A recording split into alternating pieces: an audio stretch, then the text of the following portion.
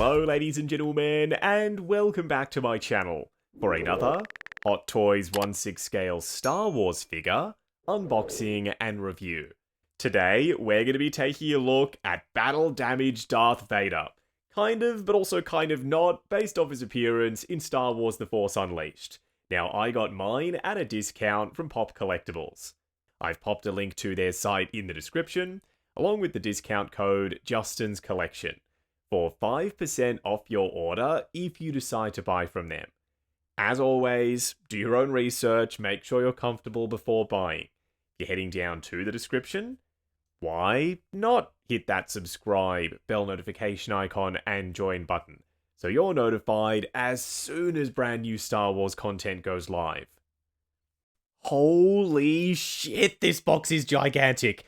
If I had to guess, the reason why it's as monolithic as it is, like it's a statement, the size of this box, it's almost the size of a quarter scale figure box for a 1/6 piece, probably the pre-sculpted cape that looks like Darth Vader's helmet.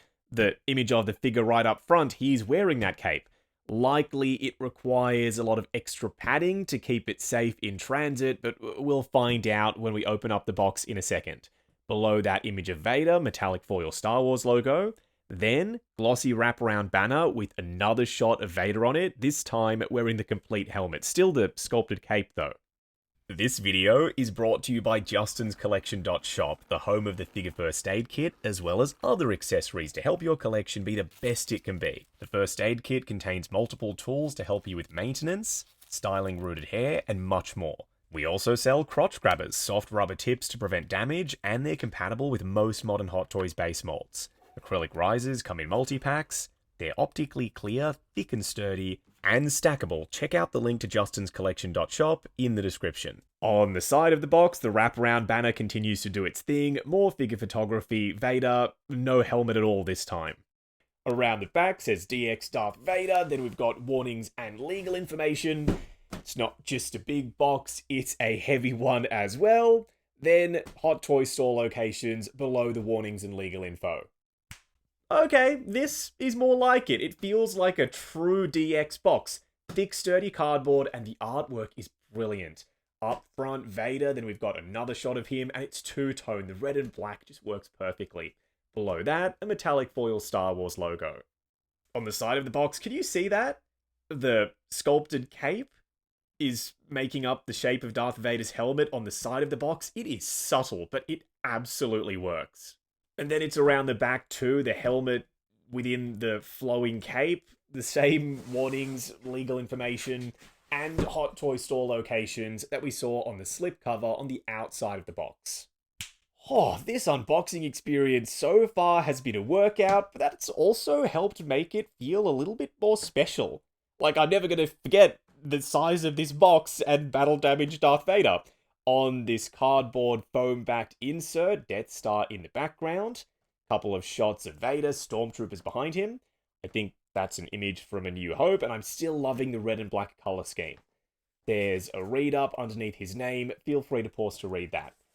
First in-hand impressions for Battle Damaged Darth Vader, but actually before we get there, as I suspected, the reason why the box is as oversized as it is, the sculpted plastic cape in the clam tray, and the diorama platform-esque display base. Now, Vader, this is our first nylon bodysuit Vader. First impressions, so far, really good. I cannot wait to dive in. Before we do that, what we're going to do now is get all of his accessories laid out in the light box and take a closer look at everything he comes with. Well, almost everything he comes with. I couldn't fit the sculpted cape in frame. It was too large for this shot. We'll remove everything else and look at it independently in just a second before we move on to Vader. But starting off with this display base first, it is glorious. It's tall. It's a large platform up on top. It's a flat platform. Heaps of room to pose Vader on it. There's no rocks or junk or rubble getting in the way. This is practical, finally, for a display base first and foremost. Then they focused on aesthetics. The Imperial cog motif up top is subtle, but I'm so here for it, with the textured panels in between the segments. It's weathered with this rusty effect to it, and there's some grey speckling on it. Then the side pieces remind me of Vader's castle on Mustafar. There's even some silver dry brushing right there. The wires underneath will get to the light up effect, and the bottom platform is smaller than the top one, so it's not going to take up a ton of space on the shelf. The top part being wider means that you can take advantage of height space instead of width, which is normally one of the most challenging things about large diorama bases. But check this out. The top platform is on a ball joint. It's articulated. You can move it around. You can get very dynamic with this base, and that's the first time I've ever seen them do that. If you're wondering what this is, it'll come into play with the sculpted cape. It actually hooks under there, and it helps counterbalance Vader because that cape is quite heavy. You don't have to use it. If you find it unsightly, you can maybe get him to balance. You could remove it. I'm going to leave it there because the base is so busy. This should just get lost. It won't stand out. The crotch grabber, it is height adjustable, and it's a wide scoop one. The USB-C port is on the underside. They don't include a USB-C cable, unfortunately. I really wish they would. Plugging it in, flicking the switch. The bottom lights up, casts a red glow on the bottom of the base, and the top lights up as well. I've said this before, I will say it again. I will find a way to have this diorama base illuminated permanently in the collection. We may as well just leave it on because it looks that good. You can see the individual LEDs on camera. In person, it's a lot less obvious. 3 head sculpts with this deluxe special edition version. We've got the half battle damage sculpt, the full helmet, and then the full battle damaged head sculpt. I'm not sure which one I'm going to go with yet. We'll try them all out, and it's worth noting that this eye, the visible one for the half battle damage sculpt, is movable. You can position that eye according to the pose you're going for. I am leaning full battle damage right now, but that remains to be seen. This little chunk of helmet is removable, then this one is actually the special edition bonus. So you can have him with a little bit more of the mask showing, but not the full dome. It's interesting. I like the idea. I'm just not sure if I want to cover up that full Hayden Christensen scarred likeness sculpt because it is seriously impressive. And just like the visible eye on that other helmeted sculpt, both of these eyes, you can move them around. His lightsaber hilt might be a new mold. I'm not sure. We've got an LED light up one with the cable sticking out of it, and a non-LED light up one as well. The lever on the side gives me a New Hope vibes, but then again, it's thicker than the New Hope saber. That's what this is. It's reminiscent of it. There's more gold. The top emitter section is chunkier. If you know what this mold is reused from, weigh in down in the comments. But the paint on it is spectacular. The satin black, the metallic silver is so shiny. I'm pleased to report the lightsaber blades are fully saturated. A vibrant, punchy red. Not pink, not just translucent plastic with a bit of a tint to them. They are red. This, huge step in the right direction. Now, Hot Toys, all you need to do is make the blades an equal thickness to the tip. They shouldn't really taper down to a thin point the way they do. Ah, yes, the swooshing effect blade, still not correct. Some people have said that this is right. If you're happy with it, that is brilliant. I'm happy for you. I would prefer if it looked like this. So there's a proper leading and trailing edge. Not to say that this can't work in a pose, it absolutely can. On both lightsaber blades are compatible with both hilts, the non-LED and LED versions. The little junction box is labeled on the outside. There's a clip on the back so it can slide on his belt. But what happened to the switch out clip? Hot Toys. Normally they include a clamp so we can connect this to the crotch grabber. This time they didn't do that. That is a worrying trend. I'm hoping going forward they add the clips back in because we really do need them. Pleather belts and clips over the top. This puts pressure on the pleather. It might speed up deterioration. This is used to light up the belt boxes, the chest box, and Vader's lightsaber. It's not really an accessory, it's more so part of his outfit. You don't have to go with the pre-sculpted cape if you don't like it. There's also a weathered, beautifully weathered 2-ply fabric cape that is wired in the sections that it can be wired, where it's completely destroyed and disheveled. Obviously, they couldn't put a wire down that side, but it stops right around there. I'll show you what he looks like wearing this. I'm likely going to go with the sculpted one, but I'm glad they included this. And lastly, a full array of asymmetrical Vader hands. We've got the robot ones for the left and the gloved ones for the right. The wrinkling, the stitching, the leather grain, how natural the gestures look, these are pretty much perfect. They're done in the Rogue One A New Hope style with the horizontal ribbing. But my question is, why don't we have an articulated finger hand for the robot side? If they can do it with Anakin, it's an entire switch out forearm, then surely they could have done it with Vader. Anyway, these are relaxed open palm hands.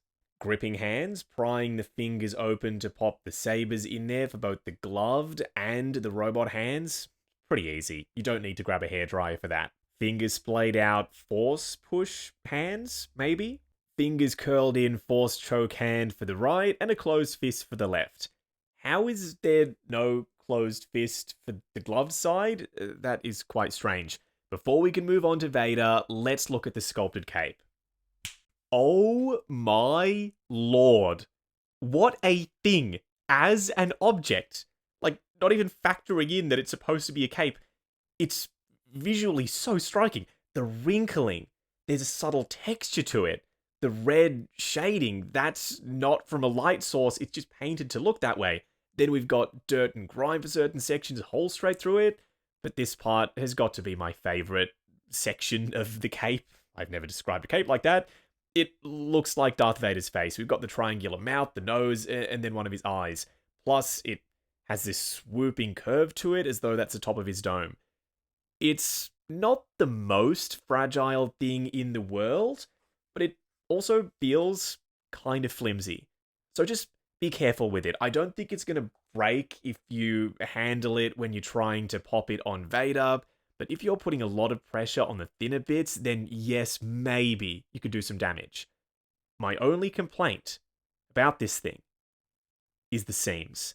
You can see them on the inside. When Vader's wearing it, you won't notice them because they're well integrated into the wrinkles. But when you're handling it separate to Vader, then yes, you can see them. Now that we've discussed the sculpted plastic cape, what we're going to do now is move on to battle damage Vader. Standing straight up and down in the light box, no crazy poses or accessories or anything like that. I've got his lightsaber hilt hanging from his belt, and I went with the cleanest of the 3 helmet options. We'll get progressively more battle damaged, but when we take him off the turntable. For now, just standing there. So much presence for days, and detail galore. Everywhere you look, you see a bit of battle damage, or a scratch, or texture popping through from the flesh underneath, or an understructure part of the armor. The paint tells a story. This entire figure tells a story. This is an instant grail. It's one of those figures that people were maybe on the fence about because it's a unique concept and it's not something that we see a lot of in Star Wars media. Comics, video games, this happens to Vader. It might not be canon anymore, and we haven't seen him look like this in live action.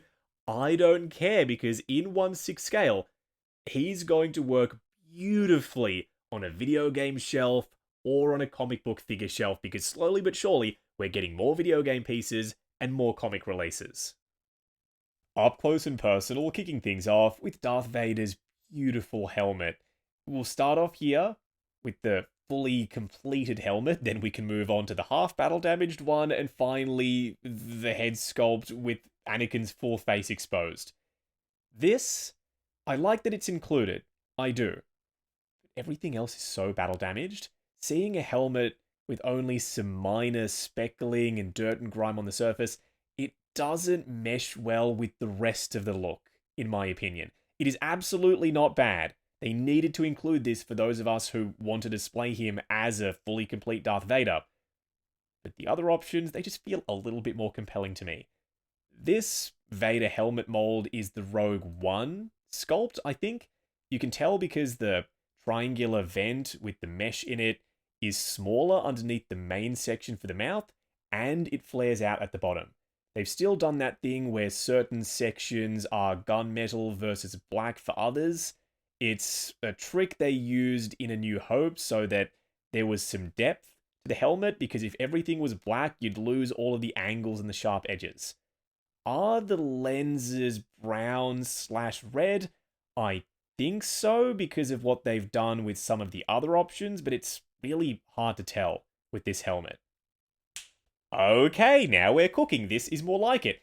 Seeing Anakin's face inside the helmet, the shadow that's being cast on his face from this cracked section, there's even detail inside there. It adds some depth, some dimensionality to the head sculpt, and that is never a bad thing. Visual interest galore with this sculpt. At first, I thought it was the same as this one, the Kenobi head sculpt. It is, in a way. Most of it is reuse, but they've switched out the top dome piece for this less battle damaged one. There's still cracks along the edge, this gash up front, the deeper scratches, but it doesn't expose the full side and upper part of his head like it does with the Kenobi head sculpt. Removing this dome, could you display him like this? Yes, potentially, but then you can see the peg ports up top. There's quite a few of them, and it's not a complete head sculpt. There's no back to it, because that's how you access the moving eye. You don't have to use the tool if you don't want to. Just pop your finger inside the head sculpt and you can move the eye around. Reinstalling the dome isn't the easiest thing in the world to do. You can feel the pegs sliding into the ports. Just move it round until you can find that locking point. Then you can push it down. Yeah, this head sculpt is not included. This is the Kenobi one. I thought I'd try it out on the body. It's fully compatible. Goes on there. Looks brilliant here. I am considering maybe rocking him like this every now and then. If you've got Kenobi Vader and you want to go full battle damaged, yeah, totally an option. Oh, this right here, this is how he has to be displayed, surely, if you are getting the special edition version. You can see almost all of Anakin's face, but now we've got a bit of the mask off to one side. It's cracked and damaged. There's detail on the inside of it, fully painted, as well as the translucent red or orange brown tinted lens. It's just thick enough you can't really see his eye through it. Still, it's good to know it's the right color. If you're not a fan of that special edition option, or you didn't get the special edition Vader, this smaller piece, you might be thinking, why the hell is that there? It adds some asymmetry to the sculpt, because this is a heavily asymmetrical piece. You might want that for the head sculpt as well, or you can ditch it. There's also detail on the inside of this with the wiring and the honeycomb stuff. Up front for the bottom part of the helmet, the breathing apparatus and the... I don't even know how to describe any of that stuff, but it is accurate and it's there. Then, the head sculpt. Skin texture, the burnt flesh, the wounds, they look so nasty and painful with the red paint, the dark shading around the eyes, and the moving eyes. They've even got wrinkling on his lips. That's just some extra attention to detail that they weren't doing back in the day, but they are now. To move the eyes around, you need to remove the entire sculpt, then you can access the eyes inside of it, which means you can pop your finger inside the head sculpt once again. You don't need to use the tool, and oh my word, moving the eyes off to the side. This head sculpt with side eye, it just comes to life. The furrowed brow, the expression on his face, even adding this piece back onto the side of the helmet, I don't mind if I do. Weigh in the comments below. Do you like this, or do you think I'm crazy for not displaying him with a more complete Vader helmet? I mean, that's just feral. The skin, like the burnt, saggy flesh and the wounds. Then the base of the helmet around the back, there's a high gloss to it. All the greebly stuff. The mesh as the base of it. No matter how long you look at this piece, I guarantee you, you will be discovering new little details. Let's discuss the cape, not the sculpted plastic one, I'm saving that. The fabric cape that is weathered on one side, it's wired to here, then the tatters take over. On the other side, the wires continue all the way down to the bottom, but it's not wired along the bottom. It would have made sense, in my opinion, to do that, because now the cape can't really get super dynamic, but it's just down the front, be aware of that. Lightweight 2-ply fabric, the tatters, there's a real raw edge to them, so you need to be careful not to put too much pressure on this material, otherwise it might split. And they've painted some battle damage and weathering over the top. It's more of a burnt, singed look, and they've carried that onto his outfit, but we'll discuss that in a minute.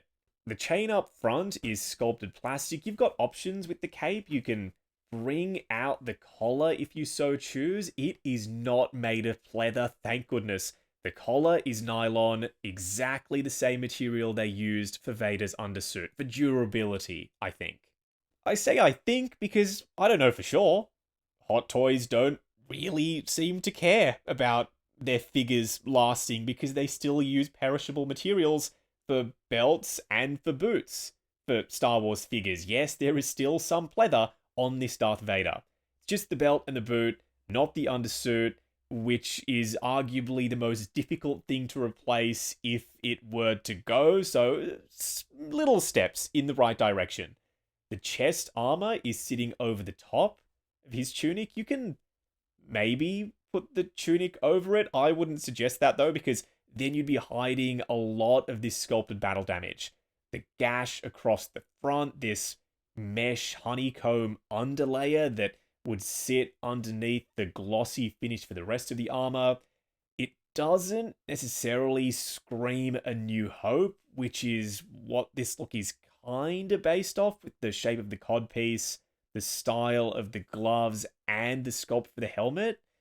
The tunic really should be over the armor, but I know why they did what they did with this. The nylon undersuit, I am pleased to report, is incredible. It's soft. It's got a sheen to it, so it looks like it could be that leathery material. It creases and it wrinkles in scale for 1/6. Nothing illusion breaking with the way this fabric moves around in poses for figure photography. And the best part about nylon is it will last. You can leave this Vader in a dynamic pose. I also think that doing all the tatters and the weathering and having the exposed skin underneath it probably wouldn't have been possible with a leather undersuit, thin pieces, little bits of fabric that dangle off the main bodysuit. That would have been a recipe for disaster if they'd have gone with pleather. How did they accomplish this almost singed look around the edges? First, paint. They've added some reddish brown shading around the most heavily battle damaged pieces, but I think they laid the suit out and they used a laser cutter to actually singe the edges. That's why it looks as authentic as it does. And then the skin. I don't know how far this extends underneath the suit.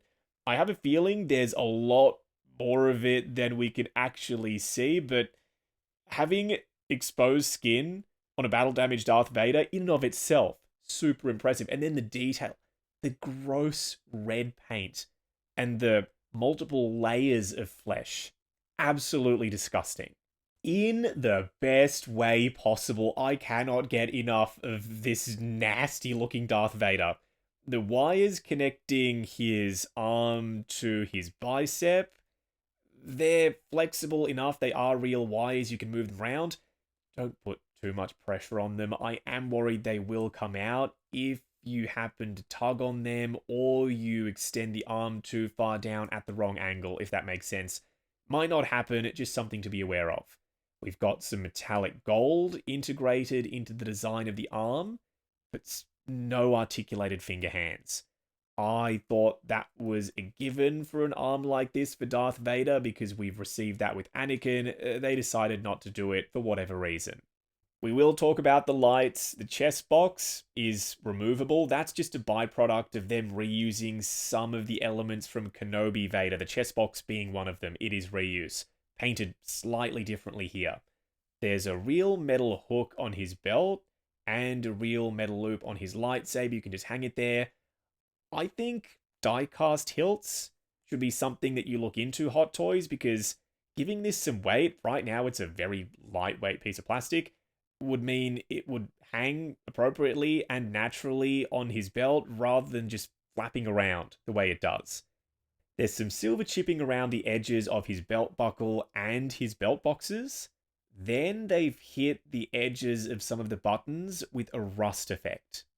Look at the size of that codpiece. It screams real, like fabric is being pulled taut over a padded codpiece. That's why there's all this wrinkling and pulling. The sculpt work on display is so convincing. Then coming down to the legs, one side the full Vader bodysuit, on the other an exposed mechanical leg as well as flesh underneath the suit. There's more to it than you can see on display because as you rotate the leg around, more of it reveals itself. I'm once again curious how far that stuff goes up, but without taking the suit off, we won't know for sure. Real wires integrated into this mechanical leg, some little pistons and bits and pieces, plus his toes up front. Unfortunately, the boot is made of pleather. This should have been sculpted plastic because you can hide the split cut underneath this Velcro removable armor piece. To this day, they've not given us a Vader with sculpted boots, and I don't know why. Hang on a second. This is a new sculpt for Vader's boot. The sole is different. There's a logo at the back, there's some fine line work, and this mesh texture. If you're a Vader costume expert, can you tell me if this is accurate, or is that Hot Toys' own invention? Okay, let's try out the lights, then we can move on to the sculpted plastic cape, which I am dying to do. How am I going to wield this on camera inside of that cape? We'll find out in a second. The chest box does not light up. I thought it did, but you can see in the cutouts, the undersuit just continues underneath it instead of having visible LEDs like the Kenobi version.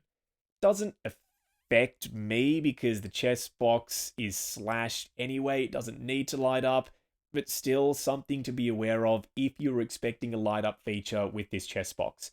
Simply not connected to the torso, there's no LEDs inside of it. The belt boxes and the lightsaber though, that stuff lights up. I will be switching out this Hot Toys saber for an Ironworks one, but we'll talk about that a little bit later. Flicking the switch on the junction box, everything is connected to it. Belt boxes are illuminated, same thing with the lightsaber. It's not the brightest light up in the world for the saber, but it's actually better than I was expecting. They are slowly but surely improving the tech inside their base lit sabers, and this is kind of one of the best that I've seen yet. See what I mean? It's not bad, but Ironworks, it is not. The thickness of the blade, the brightness, there's no contest. I've popped a link to Ironworks in the description if you'd like to grab one of their lightsabers for Darth Vader. It comes across more orange in tone on camera, that's just because of how bright it is. In person, it's pure vibrant red the way it's supposed to be. And it's way more versatile. We've got one single USB-A cable, it's app controlled, you could adjust the brightness of it. Then the hilt, it's painted beautifully, it's shiny and metallic. The sculpt of it with the lever that hangs off the side, the bubble strip. This, it looks on par with what Hot Toys have given us. The sculpt of the hilt, so close. But the thickness of the blade, how vibrant it is, it's an equal thickness all the way down to the tip where it's rounded. This is a vastly superior saber compared to Hot Toys. I already said it, one more time, links to Ironworks stuff in the description. Okay, enough messing around with lights and lightsabers. Let's do the cape. What on earth is this? This cape is a masterpiece. Not just because it looks like Vader's helmet on one side, but because of what it does for the presence of Darth Vader. He already has presence galore because of the head sculpt and all of the battle damage, the tattered suit. But now with the cape on, it sits off to one side. There was so much to look at on this side, and now it helps balance out the piece by adding visual interest. And I know I have said visual interest way too many times in this video already, but to the other side, with the Vader helmet and the red shading. Even around the back, it looks nicely integrated. There's this plasticky sheen to it. Can you see that? As light bounces off the surface. It's not enough to ruin the look of the cape for me. It is something that they could have solved, though, with a matte spray over the top. I'm tempted to try that myself, although it's not 100% necessary. How does he look with one of the helmeted head sculpts on and the sculpted cape? Let's try it. The bottom part of the dome collides with the cape on that side and it pushes the dome up. Doesn't feel like it wants to do this. But Hot Toys posted pictures of this, so it's meant to be possible. It just doesn't feel great. You'll know what I mean when you get this. It's doable and it looks brilliant. The feel of it and trying to get everything connected, just not easy. Because it's so side heavy, it will pull him to one side to try and help counterbalance it. They've integrated these almost kickstands at the bottom. One of them slides into the clear plastic piece on the display base around the edge of the crotch grabber, and the other one just sits on the base itself. Okay, let's try the final helmet, then we can move on. It ain't bad. It's nowhere near as good as the other options, let's be real. Full battle damaged, half battle damaged. The clean helmet, it's still a bit weathered. Doesn't suit this look. And while we've got a full wide frame shot of Vader, the tunic is wired on one side where it's complete. On the other, where it's weathered, the pleats are present up here and down below, but there's no wires because of the tatters, as you would expect. Once the cape is installed, you can rotate it. It rubs up against the base of Darth Vader's dome, as we've already discussed, so it has the helmet sitting at a strange angle. It looks unnatural. So I'd move it off to one side more so it sits better at the back, so it doesn't push Vader's helmet up and at an angle. It'll all just come down to how you adjust it. Let's reset him, pop the fabric cape back on, and do some comparisons. I hope you all don't mind. I went back to this, the full battle damaged head sculpt. The fabric cape, it's not as cool, as interesting as the sculpted one, yet it allows him to be less of a statue and more of a figure. If you want to grab this Vader to pose, not just to have him standing there with the cape doing all of the heavy lifting, go with the fabric one. If you want to do the opposite, then the sculpted cape might be your best bet. For a quick side-by-side comparison, let's not go too crazy in this segment, because who do you even compare to battle damaged Darth Vader? First figure that came to mind is Lord Starkiller, because while Vader isn't one-to-one accurate to the game model for battle damaged Vader from The Force Unleashed, it's an approximation of that. It takes influence from that look. So in my collection, I will be displaying this Vader with the exposed Anakin head sculpt on next to Lord Starkiller. This might be a more fitting comparison, because if you want a battle-damaged 1/6 scale Darth Vader, it's one of these. There's no other options at this time. This is it. Either the figure on the left, or the Kenobi one on the right. Kenobi is significantly less battle-damaged. We've got the light-up chest box, though. Switch out pieces to make him clean Darth Vader. So maybe you want the best of both worlds, and that would be Kenobi. However, he's got a pleather undersuit.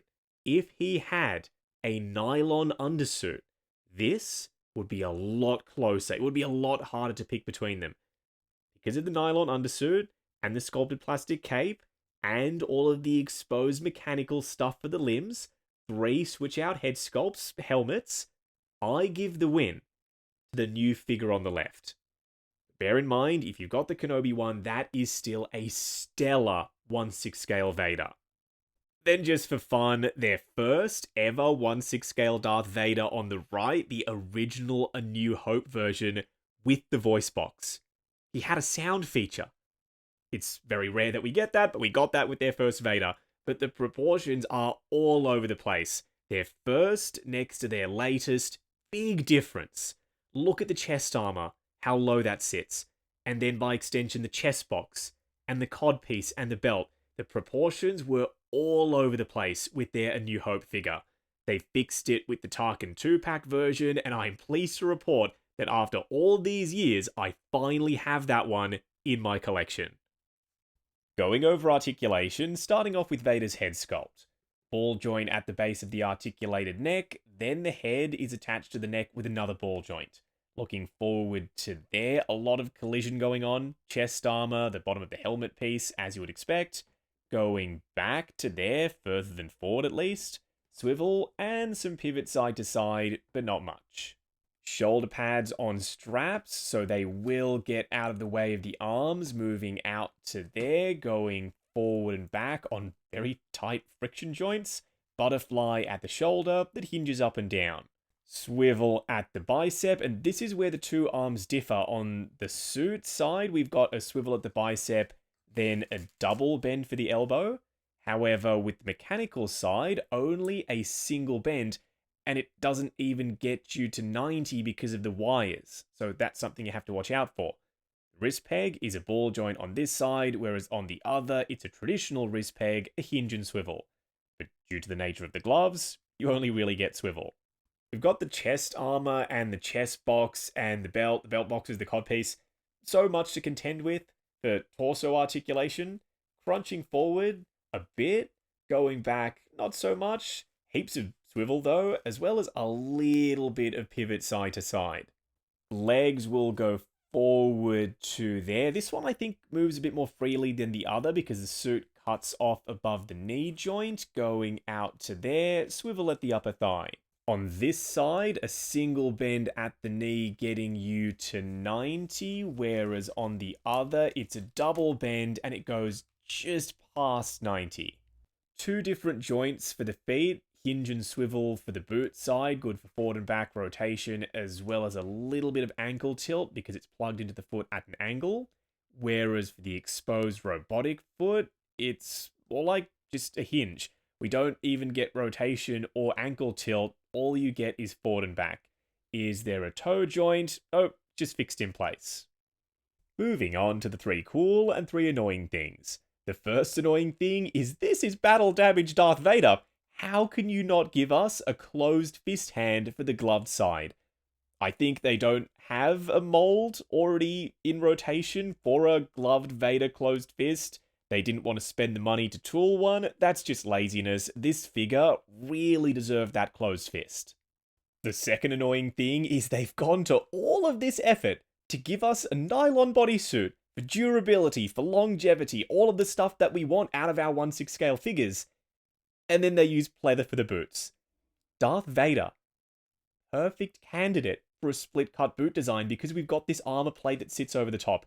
You could hide the split cut underneath this armor piece and you would never see it. These boots, or this one single boot in this case, should have been sculpted plastic. The third annoying thing is there's no wire along the bottom for his inner skirt. There's a wire down the front. Vader, he needed a wire along the bottom because it does flare out and it's kind of tricky to tame it. The first cool thing is the sculpted cape. It's so different. We've never received a sculpted cape from Hot Toys before, and while it limits what you can do in terms of posing, and it makes him kind of tricky to keep standing because it puts him off balance, if you're using the display base and you have him standing straight up and down, this is one of the most striking sculptures that I've ever seen from them. It's bold, it's ambitious, and I'm so here for it, especially the side that looks like Vader's helmet. The second cool thing is the nylon bodysuit. How could it not be? Of course it is. It not only looks the part, ticks that box, but it's going to last in dynamic poses. That is not something that I can say about any of the previous Hot Toys Darth Vader releases.